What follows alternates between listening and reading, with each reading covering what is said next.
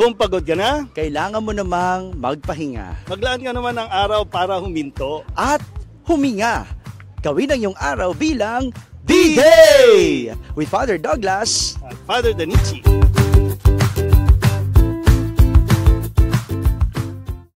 Yun, so matapos ang ilang buwan nating pamamahinga, tayo ay nagbabalik ngayon. Pero siyempre, bago na ang ating kumbaga content natin. Pagkatapos nating magpunta sa iba't ibang mga simbahan, Siyempre, dumalo ng misa, magbigay ng reflection.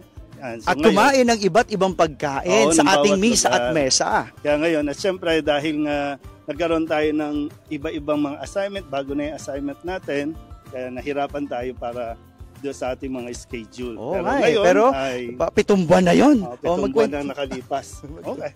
So, ako ay Paris Priest na ng San Jose Gagalangin. Yan Sa May Tondo. At syempre, ako naman ang pumalit na Kura Paroko sa iyong dating parokya, ang Nuestra Señora de la Soledad Parish.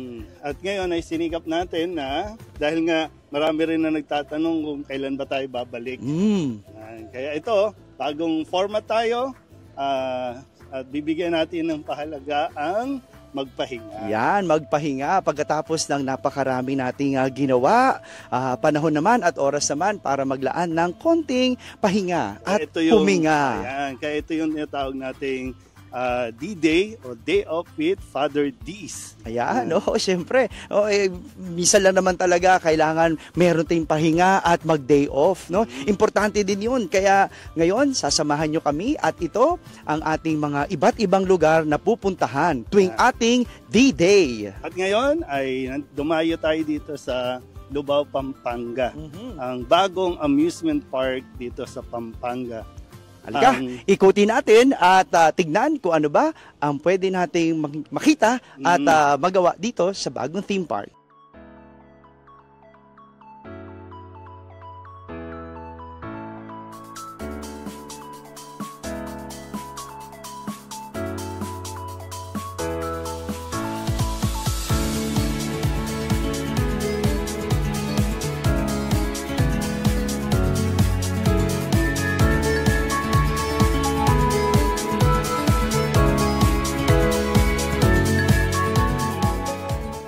So, maganda rin naman dito, no? Nakaka-relax din.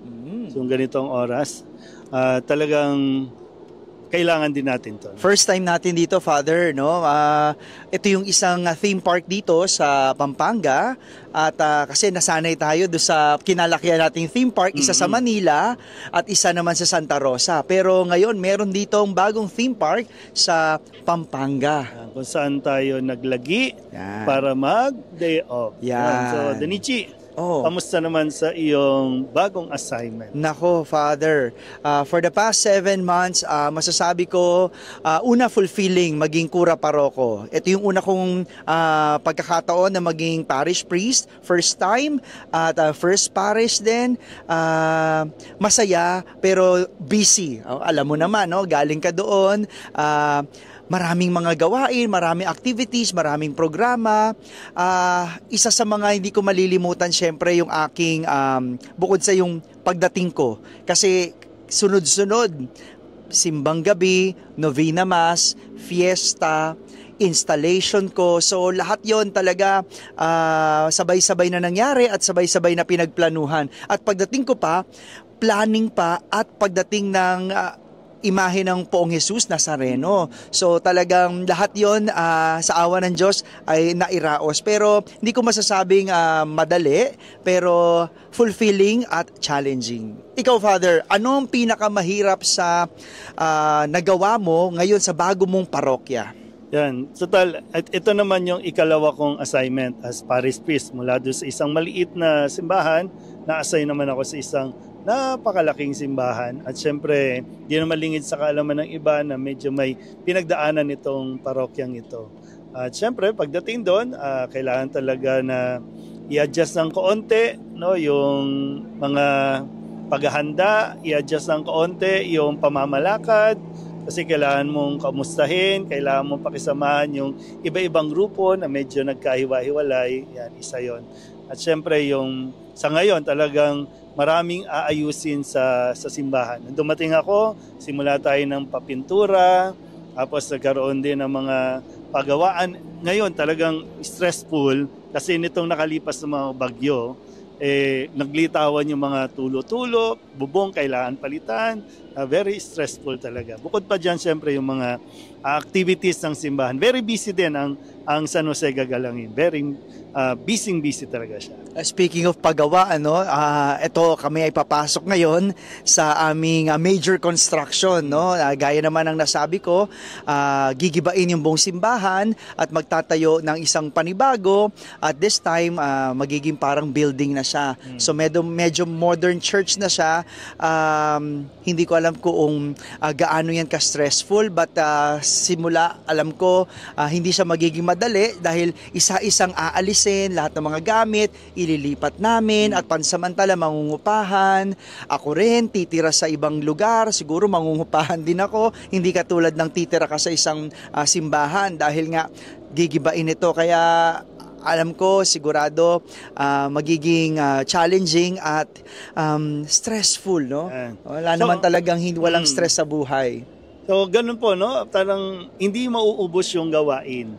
At mas magulat ka kung wala nang ginagawa ang pari sa simbahan. So, ibig sabihin, hindi talaga matatapos yan, hindi mauubos yan. Kaya napakahalaga na nagkakaroon tayo ng time out o kahit day off man lang. Yeah, kasi alam mo ang stress, Father, no? Hindi talaga may iwasan, no? Lalo na kapag ikaw ay nagtatrabaho, ikaw ay kumikilos. Kaya alam ko, no, sa mga trabahador, sa mga manggagawa nating Pilipino na nai-stress, no? Nai-stress sa mismo kanilang trabaho, nai-stress sa pagko-commute, nai-stress dahil mababa ang sahod, hindi nawawala yan. Pero yan yung kinakailangan nating i-manage, yung stress, no? Hindi rin dapat mawala. Yes. No, yung pagbibigay mo ng pahinga sa iyong sarili. Kaya dapat at importante yung kahit papaano magpahinga. No, maswerte lang tayo ngayong araw na to, kahit papaano nakabisita tayo sa ganitong lugar. Ito lang yung paraan natin after 7 months naman. Kailangan mo din talagang maglaan ng araw. Kasi pag sinabi natin na busy, hindi talaga maubos. Pero kailangan mo talaga na maglaan ng araw para makapag-day off ka. Kailangan mo talagang huminga. No? Yun nga yung sinasabi na pahinga, parang pahingi ng paghinga. No? Kailangan mo munang huminga ulit, yung to breathe. No? Para hindi ka rin ma-burn out. Kaya, kasi mahirap din yung trabaho ka ng trabaho, gawa ka ng gawa, tapos nagiging mainit ang ulo mo. Kasi, yun nga, medyo stress ka na talaga. Yes. So, Father, ikaw, pag na-stress ka, ano yung una mong ginagawa o ano yung ginagawa mo? Talaga, yung manahimik, yung mag-spend ka lang, natahimik ka lang, wala kang gagawin, yan. Pero syempre, maraming pwede. Lumabas ka, makipagkwentuhan ka, makipag-meet ka sa mga barkada mo, kaibigan. Mahalaga kasi yun, no? Na nakaka-express ka din, yung nailalabas mo din, yung kung ano man yung mga na-experience mo sa parokya. Para magkakaroon ka rin ng bagong mindset, at the same time, syempre, nakakaluwag ng pakiramdam. Totoo yan, no? At importante naman talaga yung manahimik. Lalo na, ako nga, self-proclaimed, or well, I can say, no, ako ay isang introvert na napapagod ako, kakausap ng mga tao, kaka-entertain. No? Siyempre, bilang pare, marami tayong nami-meet, kinakausap. Nararamdaman ko yung pagod, nauubos yung energy ko kapag gano'n. At nakaka-regain ako kapag ako'y nag-iisa. No, importante sa akin yung mag-isa lang ako, nagda-drive, kung di man ako magda-drive, naglalakad, tumatakbo, at doon ako nakaka-regain ulit ng aking lakas at energy, kumbaga.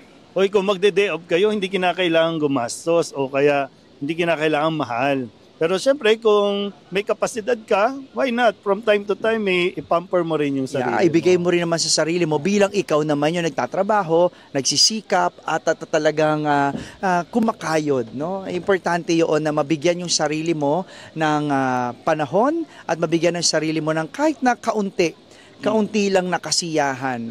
Para naman yan sa ipagpapatuloy mo pang mga gawain at trabaho. Kaya, salamat sa Diyos, no? Salamat sa Diyos sa mission natin at salamat sa Diyos sa day off natin. Yes. Kaya enjoy natin ang araw na ito.